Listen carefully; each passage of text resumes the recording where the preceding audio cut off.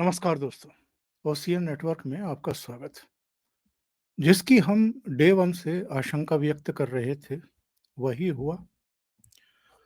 4 दौर की बातचीत हो चुकी है इन लोगों से और याद रखिए जिस समय इनका 13 महीने का आंदोलन दिल्ली में चला था, उस समय 21-22 दौर की बातचीत हुई थी और चौथे दौर की बातचीत जब शुरू हो रही थी चंडीगढ़ में, तब मैंने अपने प्रोग्राम में कहा था कि कुछ नहीं होने वाला। ये तो चौथे दौर की बात है, 16 दौर की भी बातचीत इनके साथ कर लोगे तो कुछ नहीं होगा। क्योंकि इनका एजेंडा तो कुछ और है ना, ये तो मोदी का ग्राफ नीचे लेकर के आना चाहते हैं। ये कोई किसानों की लड़ाई थोड़ा लड़ रहे हैं। ये तो विदेशों में बैठे हुए कुछ भारत विरोधी और देश के भीतर भी जो अपनी राजनीतिक बैटल, पॉलिटिकल बैटल हार चुके हैं, जिनका जनाधार खो चुका है, जिनके पैर कँप-कँपा रहे हैं सामने लोकसभा चुनाव देख कर के और मोदी की लोकप्रियता देख कर के। ये तो ऐसी पॉलिटिकल पार्टियों के धूर्त नेताओं की लड़ाई लड़ रहे हैं। इनकी रोज़ाना माँगें बदलती हैं, इनकी माँगों की लिस्ट लंबी हो रही होती जा रही है। इनकी माँगें ऐसी-ऐसी हैं जो उठाई जाएँ ना धरी जाएँ। किसानों के लिए भी 10,000 रुपए पेंशन, हर किसान के लिए 10,000 रुपए पेंशन और सारी जितनी भी क्रॉप है इनकी, सारी खरीदो। किसी देश में दुनिया के ऐसा नहीं होता है कि आप इस तरह की माँगें लेकर के सड़कों पर आ जाओ और सड़कों पर ही नहीं आ जाओ, पूरा जैसे जंग लड़ने के लिए सरहद पर आप पहुँच रहे हों, किसी दूसरे देश से, ऐसे इंतज़ाम करके आप पहुँच जाओ। और कैसे-कैसे अस्त्र-शस्त्र, उपकरण, पोकलैंड मशीनें, जेसीबी और ट्रैक्टर्स को भी जिस तरीके से इन्होंने मॉडिफ़ाई किया है, इससे ही इनके इरादे बिल्कुल साफ थे कि ये कोई किसान-विसान नहीं है। ये ऐसे आड़तियों के, देश के भीतर बैठी हुई पॉलिटिकल पार्टियों के हताश, निराश नेताओं और विदेशों में बैठे भारत विरोधी जो तत्व हैं, उनके एजेंट हैं। उनसे सुपारी लेकर के ये देश के भीतर, पंजाब के भीतर भी, हरियाणा में भी और दिल्ली में आकर के भी अव्यवस्था फैलाना चाहते हैं और लोकसभा चुनाव शांतिपूर्ण तरीके से, निष्पक्ष और तटस्थ भाव से मतदाता फैसला करें कि उनका अगला प्रधानमंत्री कौन होगा। ये नहीं चाहते थे कि इस तरह का वातावरण देश में रहे और यही वजह है होम मिनिस्ट्री की हिदायतों के बावजूद पंजाब सरकार ने कुछ नहीं किया। इनको रोकने की कोशिश भी नहीं की। इनको निर्बाध तरीके से शंभू बॉर्डर तक, खनौरी बॉर्डर तक, सिरसा बॉर्डर और जितने भी लगे हुए बॉर्डर हैं हरियाणा और पंजाब के, वहां तक आने दिया। कई ऐसे वीडियो सामने आ चुके हैं जहां पंजाब पुलिस ही बैरिकेड हटा करके इनको आगे जाने का रास्ता दे रही है। तो होम मिनिस्ट्री ने जो चिट्ठी लिखी थी पंजाब सरकार को, उस पर अब पंजाब के चीफ सेक्रेटरी का एक जवाब मीडिया में आ रहा है कि साहब ये कहना कि हमने इनको रोकने की कोशिश नहीं की या इनको सेफ रास्ता दिया है, ये गलत है और हमारे तो 2000 पुलिसकर्मी लगे हुए हैं, इतने अधिकारी लगे हुए हैं। भाई सवाल ये है कि फिर ये भारी भरकम जेसीबी और पोकलैंड मशीनें और तमाम तरह की ऐसी-ऐसी चीज़ें ट्रैक्टर ट्रॉली में ऐसे-ऐसे इन्होंने सेफ गार्ड लगा रखे हैं, जो आज तक किसी ने नहीं देखे होंगे। भई आप युद्ध लड़ने जा रहे हो या शांतिपूर्ण तरीके से अपनी माँग रखने के लिए जा रहे हो? अगर कोई माँग है तो, माँग भी दिखाई नहीं दे रही है। और मैंने कहा था कि 21 फरवरी का जो इन्होंने कॉल दिया है कि हम 11 बजे दिल्ली के लिए रवाना हो जाएँगे। मैंने कहा ये अब हिंसा पर आमादा हैं। किसी भी तरीके से ये हिंसा भड़काना चाहते हैं। ये ऐसी सिचुएशन क्रिएट करना चाहते हैं कि जो हरियाणा पुलिस है, जो अर्धसैनिक बल वहाँ तैनात किए गए हैं, केंद्रीय जो बल तैनात किए गए हैं, सीआरपीएफ वगैरह, उनके साथ क्लैश हो, 2, 4, 10, 5 मारे जाएँ। और जिस तरह के वहाँ से बयान आ रहे थे, जिस तरीके से उनमें जोश भरा जा रहा था, उनको उकसाया और भड़काया जा रहा था, और जिस तरह के तत्व कैमरों पर आ रहे हैं और सोशल मीडिया पर आ रहे हैं, उसमें किसी को कोई आशंका बची नहीं थी कि एक्चुअल में इनके इरादे क्या हैं। और वही हुआ।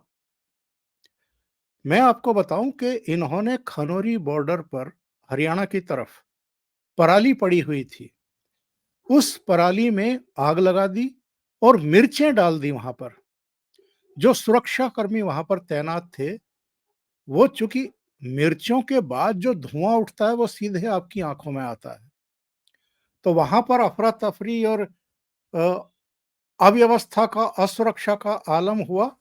और पुलिसकर्मी जैसे पीछे हटे, तो उन पर जो गंडासे नुमा हथियार होते हैं, लाठियों में जो गंडासे लगा दिए जाते हैं, उनसे पुलिसकर्मियों के ऊपर हमला किया गया है।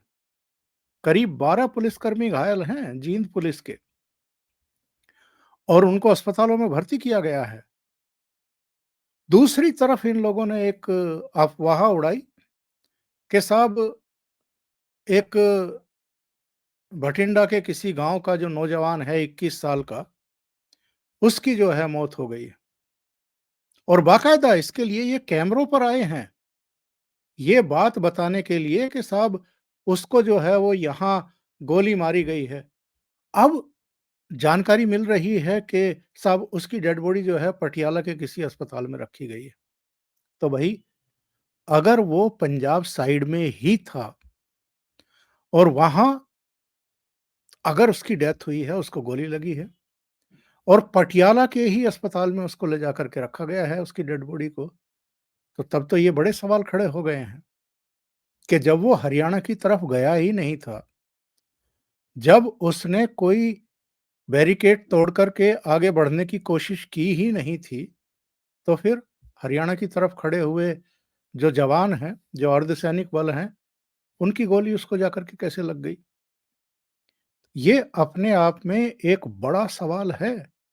और जिस तरीके से सोशल मीडिया पर उस खबर को दौड़ाया गया, और केवल एक की बात नहीं की गई, ये कहा गया कि साहब धनौरी बॉर्डर पर 2 युवकों की डेथ हो गई है, 2 किसानों की को जो है गोली लग गई है। ये तो अच्छा हुआ, हम समेत किसी भी मीडिया के व्यक्ति ने जब तक इस घटना की पुष्टि ना हो जाए, तब तक इस पर कोई वीडियो नहीं बनाया, और मेन स्ट्रीम के मीडिया ने भी कोई समाचार नहीं दिया। क्योंकि हम अपनी ज़िम्मेदारी समझते हैं समाज के प्रति, राष्ट्र के प्रति, कि हमारी ज़िम्मेदारी कितनी बड़ी होती है। किसी अफ़वाह के बल पर, किसी अपुष्ट खबर पर हम वीडियो बनाना शुरू कर दें, प्रोग्राम देना शुरू कर दें, और पता लगा कि एक बड़े वर्ग में जो है उससे असंतोष पैदा हो गया, गुस्सा भड़क गया, और कहीं तोड़-फोड़ कर दी गई, कहीं आगजनी कर दी गई, तो इसकी ज़िम्मेदारी किसकी होगी? और वही हुआ। बाकायदा इसके लिए हरियाणा पुलिस की तरफ से बयान जारी किया गया, और उसमें कहा गया कि अभी तक प्राप्त जानकारी के अनुसार आज किसान आंदोलन में किसी भी किसान की मृत्यु नहीं हुई है। ये मात्र एक अफवाह है। दाता सिंह खनौरी बॉर्डर पर 2 पुलिसकर्मियों और एक प्रदर्शनकारी के घायल होने की सूचना है, जो उपचाराधीन हैं। और एक अखबार में भी वहाँ के एसपी का बयान आया है, सुमित कुमार का। उन्होंने कहा कि फिलहाल किसी किसान की मौत नहीं हुई है। एक किसान गंभीर रूप से घायल बताया जा रहा है। किसानों ने धान की पराली में आग लगा कर मिर्च डाल करके पुलिस पर हमला किया है। इसके अलावा काफ़ी किसानों ने तलवार व गंडासों से भी पुलिस पर हमला किया है। अब तक लगभग 10 पुलिसकर्मी गंभीर रूप से घायल हैं। तो मामला उल्टा है, अटैक पुलिस वालों पर हुआ है। और हरियाणा पुलिस की एक अधिकारी का बयान भी आया है। मैं वो बयान भी आपको सुनवाना चाहता हूं कि उन्होंने क्या कहा है। उन्होंने सेम बात कही जो सुमित कुमार का स्टेटमेंट अभी हम देख रहे थे। जी। किसान आंदोलन के दौरान आज प्रदर्शनकारियों द्वारा दाता सिंह खनौरी बॉर्डर पर पुलिस कर्मियों को घेरकर पुलिस नाके के आसपास भारी मात्रा में पराली में मिर्च पाउडर डालकर आग लगा दी गई और पुलिस कर्मियों पर प्रदर्शनकारियों द्वारा भारी पथराव तथा लाठी गंडासे से भी हमला किया गया। इस हमले में लगभग 12 पुलिसकर्मी गंभीर रूप से घायल हुए हैं। यानी साफ है ये लोग, इनका इरादा ही एक्चुअल में कुछ और था। और ये कोई किसान तो बिल्कुल नहीं है।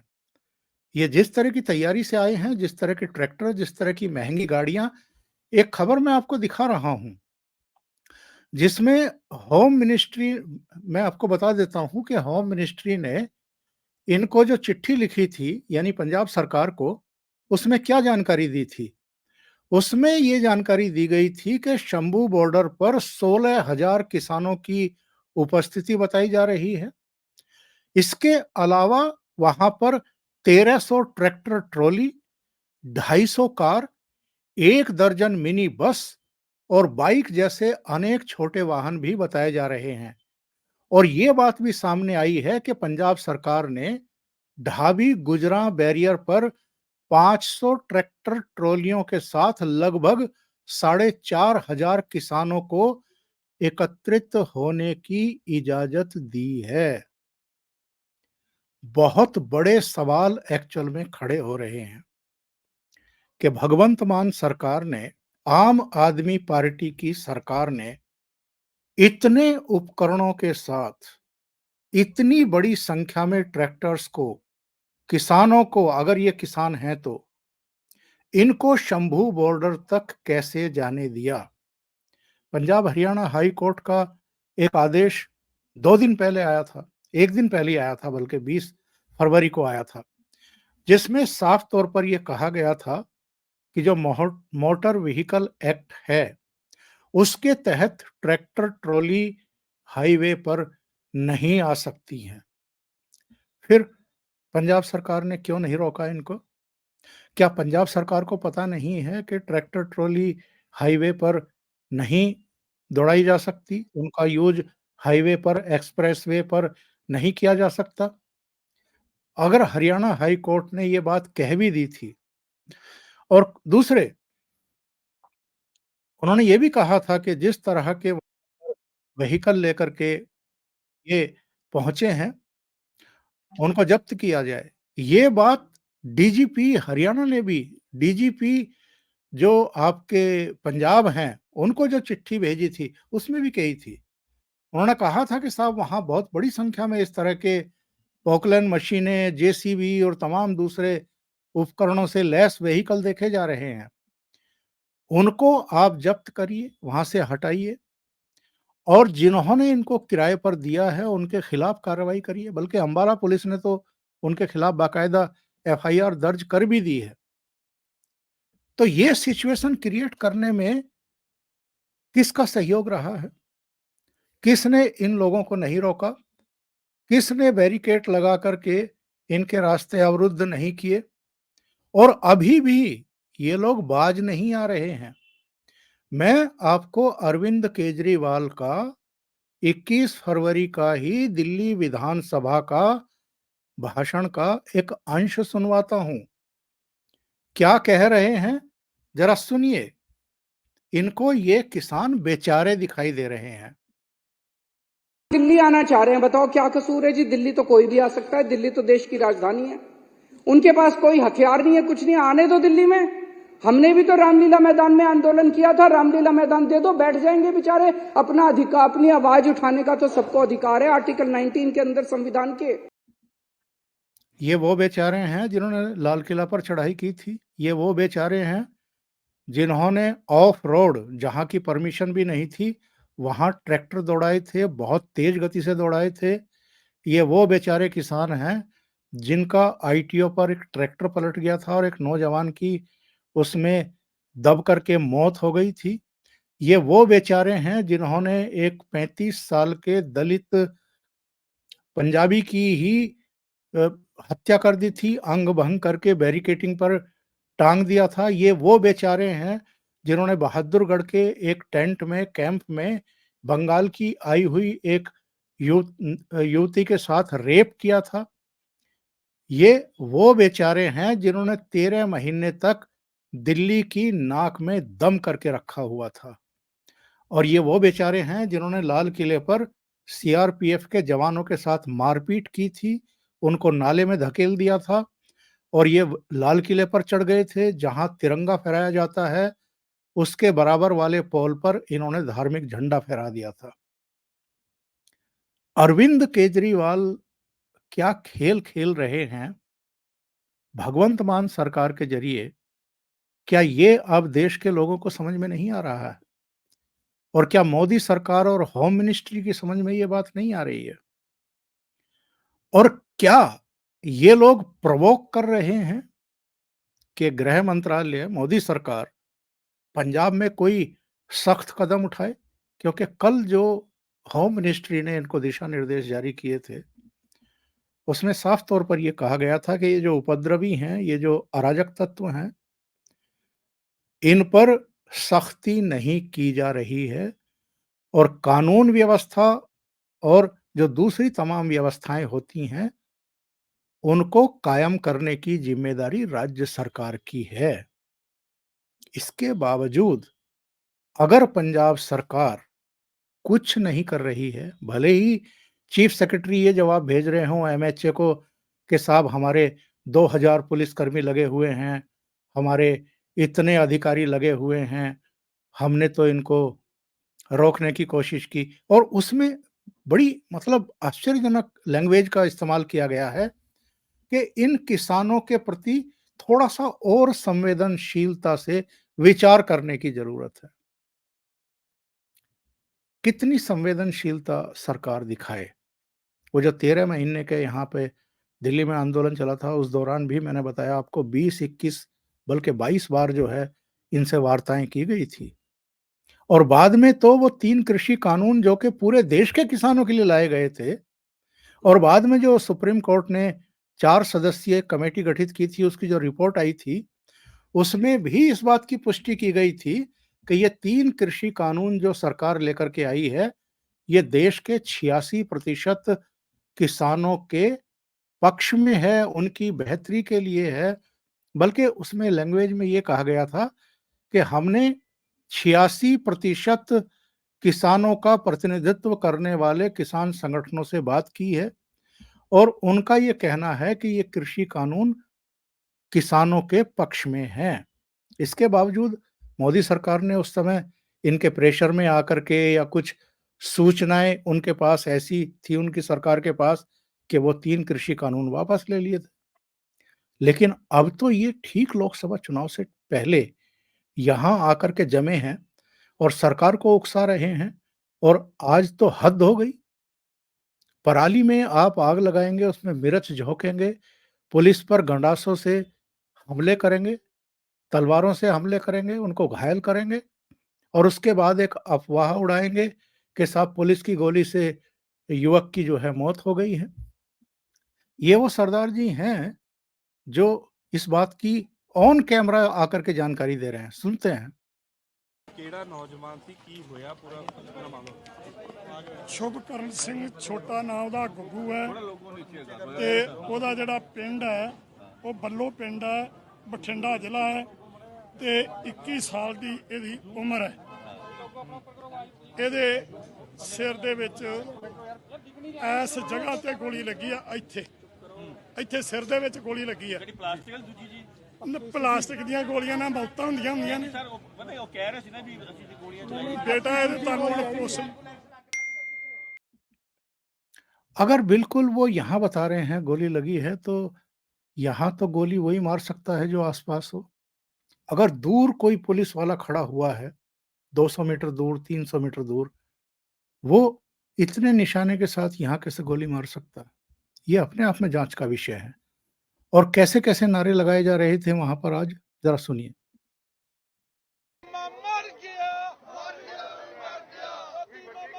ਤਾਂ ਇਹ ਤਸਵੀਰ ਜਿਹੜੀ ਹੈ ਉਹ ਇਸ ਵੇਲੇ ਦੀ ਸ਼ੰਭੂ ਬਾਰਡਰ ਦੀ ਹੈ। ਵੱਡੀ ਗਿਣਤੀ ਦੇ मोदी मामा मर गया और देखिए कैसी-कैसी मशीनें वहाँ पर लेकर के आए थे ये लोग।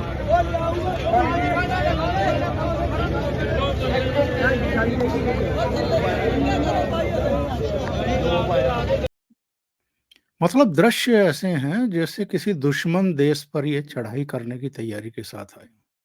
कैसे किसान हैं भई?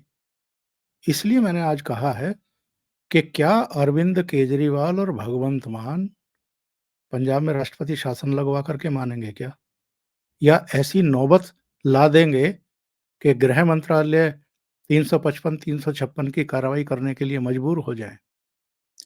क्योंकि ये हमें नहीं भूलना चाहिए कि पंजाब जो है, वो काले दिन देख चुका है, खालिस्तानी आंदोलन को देख चुका है और बहुत सारे लोग कह रहे हैं कि ये अरविंद केजरीवाल जो हैं, ये फिर से पंजाब में खालिस्तानी मूवमेंट को ज़िंदा कर रहे हैं, अपने राजनीतिक स्वार्थों के चलते।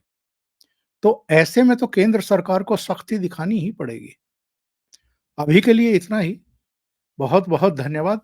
अगर आपको ये चैनल और इसके कंटेंट पसंद आ रहे हैं, तो लाइक करें, कमेंट करें, वीडियो को शेयर भी करें। अभी तक अगर आपने ये चैनल सब्सक्राइब नहीं किया है, तो सब्सक्राइब ज़रूर कर लें और साथ में लगे बेल आइकॉन को दबा दें, ताकि आगे आने वाले वीडियो और उनके नोटिफ़िकेशन आप तक पहुँचते रहें। आप अगर चैनल को कुछ कंट्रीब्यूट करना चाहते हैं, तो नीचे लिंक दिए गए हैं, वहाँ आप जाकर के कंट्रीब्यूट कर सकते हैं। बहुत-बहुत धन्यवाद। नमस्कार।